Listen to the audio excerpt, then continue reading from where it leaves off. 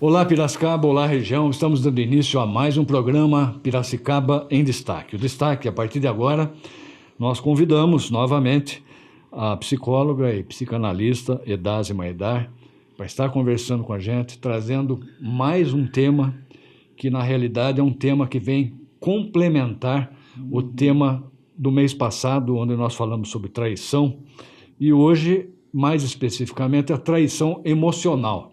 Então, vocês vão entender, a partir de agora, o que seria essa traição emocional. Seja bem-vinda, Edásima, Muito mais uma obrigada, vez aqui ao César. programa, viu? Sim, como você falou, é uma continuação, mas é uma outra modalidade de traição, que, aliás, que está acontecendo com muita frequência nos dias atuais. Principalmente por causa da internet, das Sim, mídias sociais, da facilidade de se comunicar também, né? Tem tudo isso, sim. né? Hoje a tentação está na ponta dos Dos dedos, dedos. né, É. César? Veio facilitar algumas coisas, né? E Sim, complicar a vida de muitas pessoas também, muito, né? muito. Fala um pouco sobre traição emocional. O que vem a ser essa traição emocional?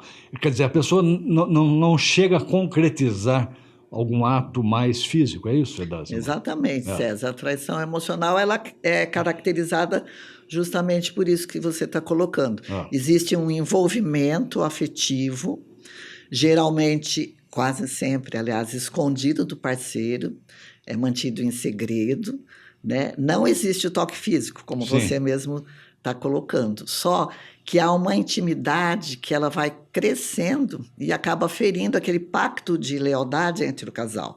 E acaba sendo quase que uma substituição simbólica, né?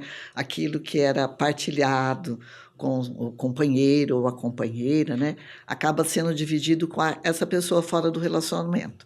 Então, a traição ela é silenciosa, ela provoca esse desequilíbrio no vínculo e ela é tão impactante quanto a física, por incrível que pareça. É, porque o nome já diz, né? É uma traição. É uma traição. Não deixa de ser, Não né? deixa de ser. Porque não é porque não teve o contato físico que a traição não está existindo, né, Edásima? Sim, então, esse conceito Não.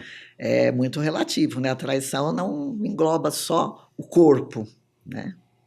Aí que entra a traição emocional. Aí que entra a traição emocional. Entende? Então, vamos dar exemplos aqui. A pessoa começa todo dia, manda bom dia, coraçãozinho para É, cá, coraçãozinho para lá, e no WhatsApp, né? exatamente. Ou então curte lá alguma coisa, uma foto com, né?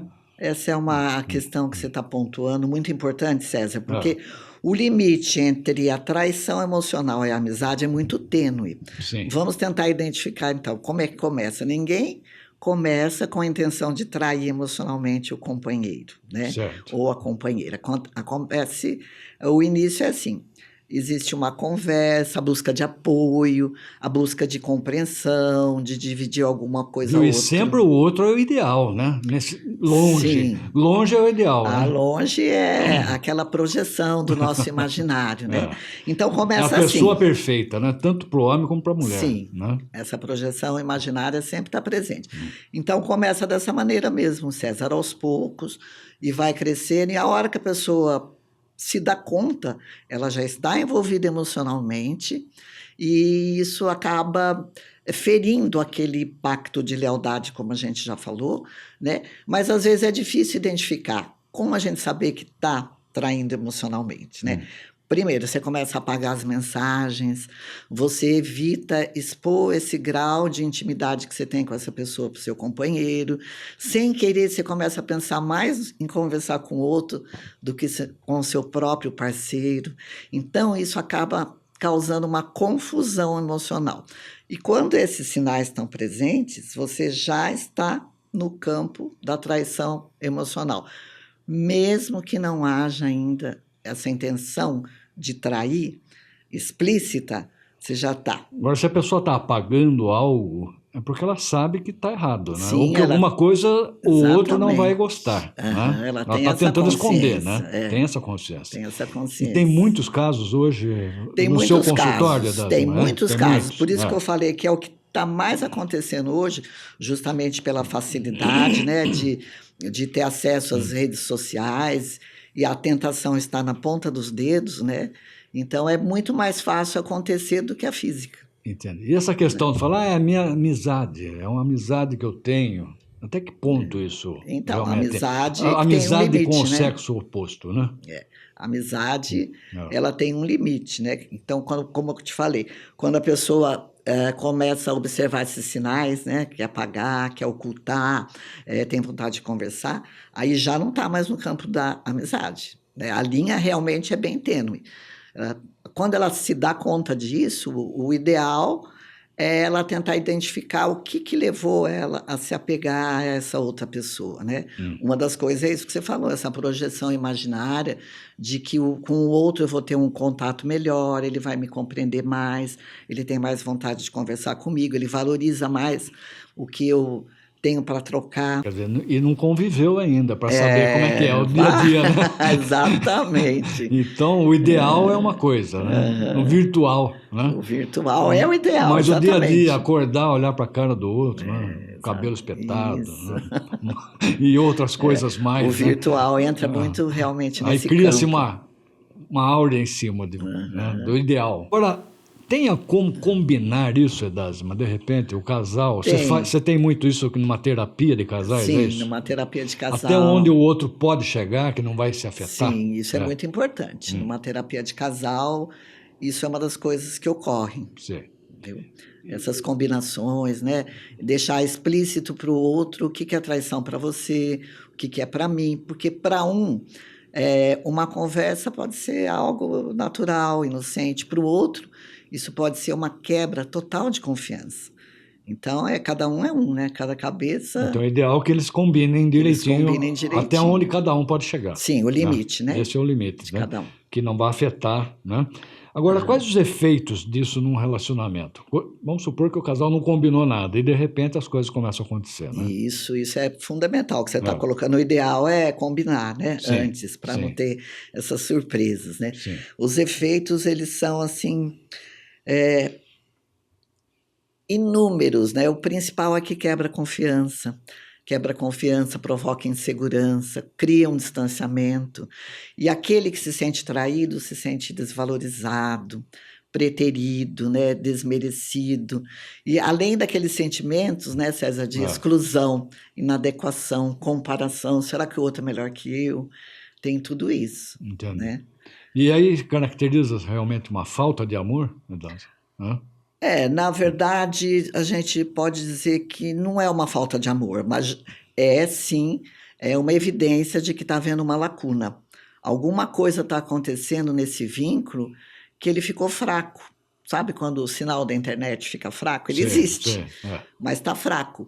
Porque não basta existir amor, tem que existir expressão do amor. E as pessoas, de um modo geral, quando elas se casam ou têm um vínculo mais comprometido, elas se acomodam. E o amor é algo que exige trabalho. O amor não é só sentimento. Amor é atitude. Então, não basta ele existir para outra pessoa se sentir amada.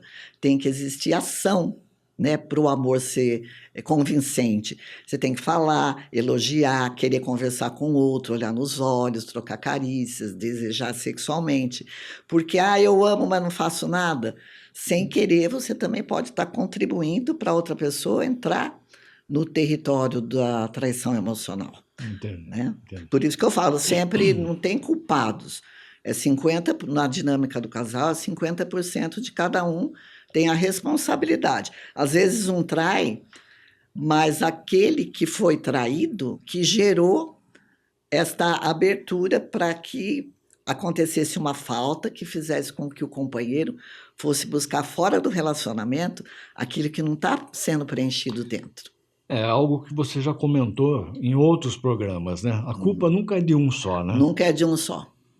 É o casal, né? É o casal, é a dinâmica. Alguém fez algo ou deixou de fazer algo que provocou isso no outro. Isso. Né? E isso é muito legal porque vai ser ressignificado esse conceito de traição, né? Porque o analista, o terapeuta de casal, ele está ali para olhar para esse tema de uma forma mais ampla.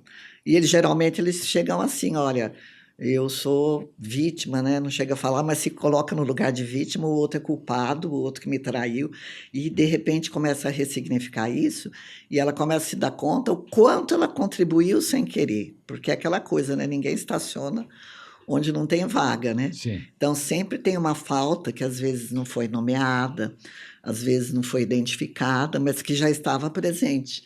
E na terapia de casal, eles têm essa Gostei do oportunidade. termo, ninguém estaciona onde não tem vaga. Ninguém. Por isso que numa dinâmica, os dois são responsáveis. A gente procura tirar essa palavra de culpado, né? Entendi. Os dois têm a sua parcela. Responsabilidade dos dois, Dos cada um dois, tem sim. a sua parcela.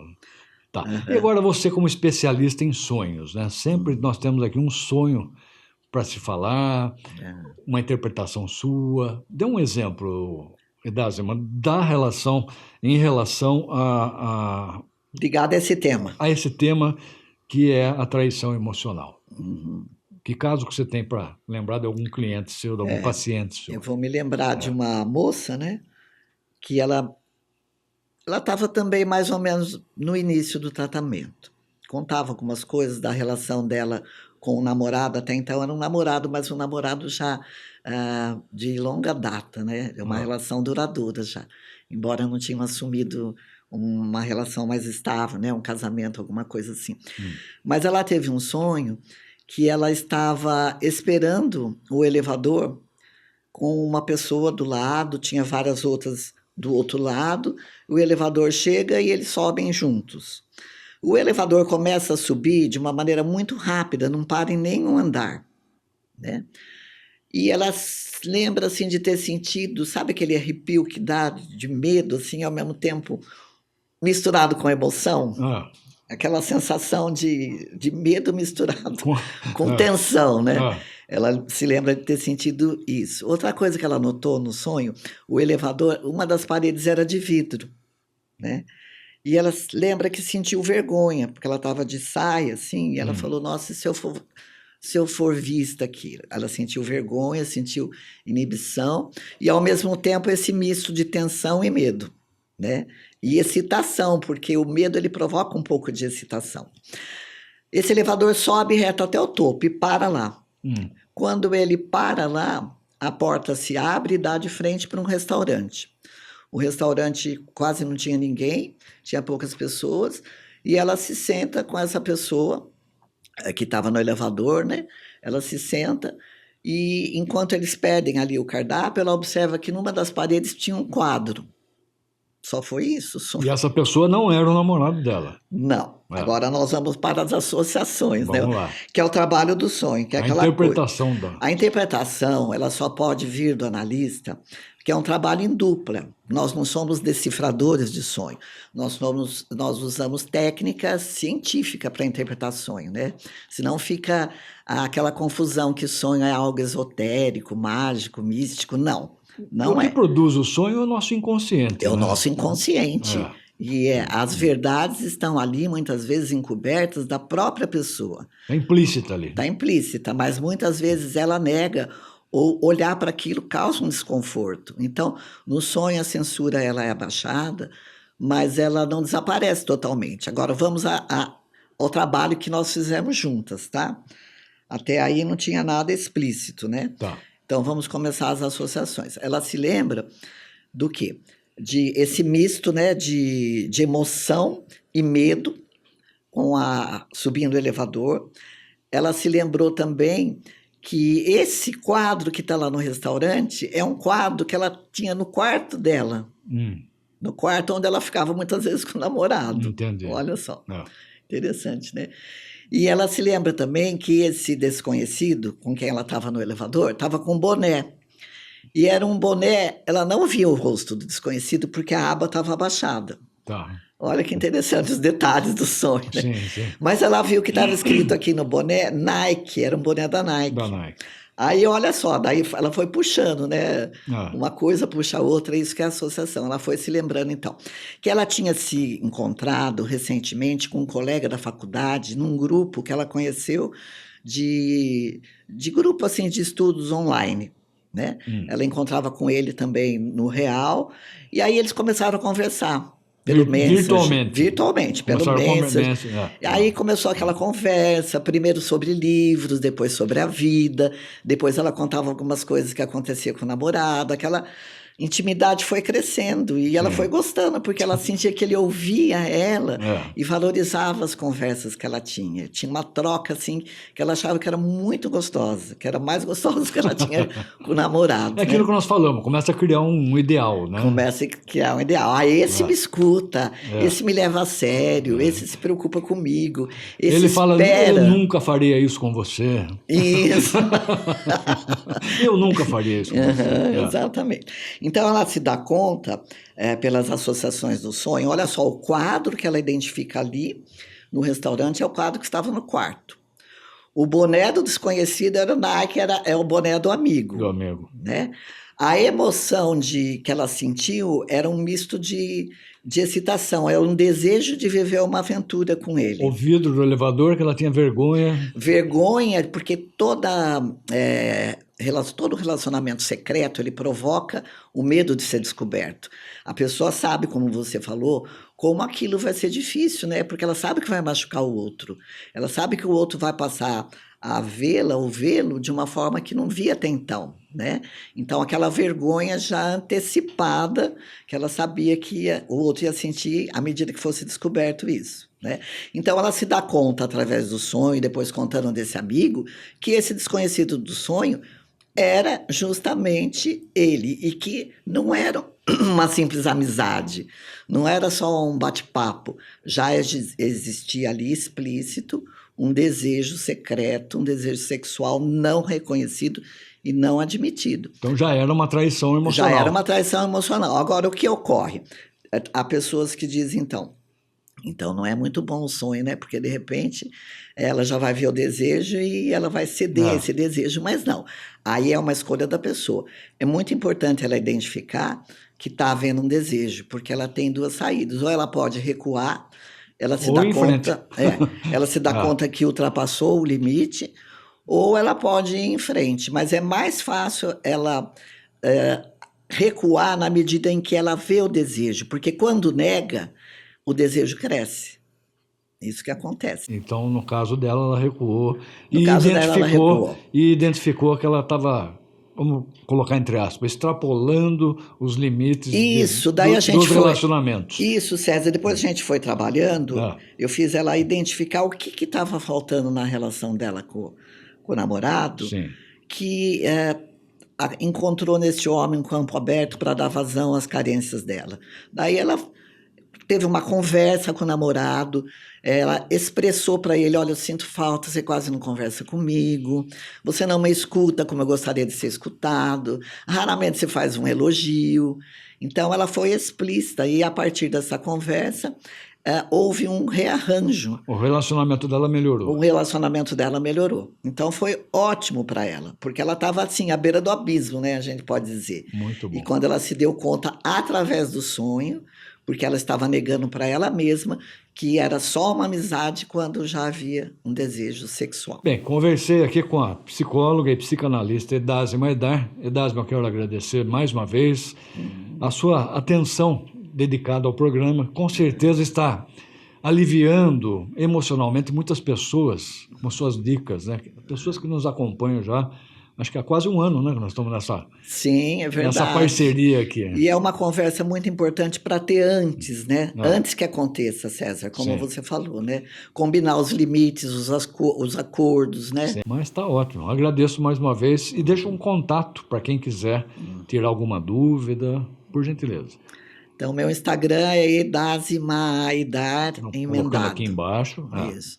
E o telefone é 996-83-3017. Tá ótimo, Edásima. Até o próximo programa, então. Até, se Deus quiser, né? Sim, tá bom? Obrigada. Pessoal, nós vamos para um pequeno intervalo e voltamos daqui a pouquinho com mais novidades aqui no Piracicaba em Destaque.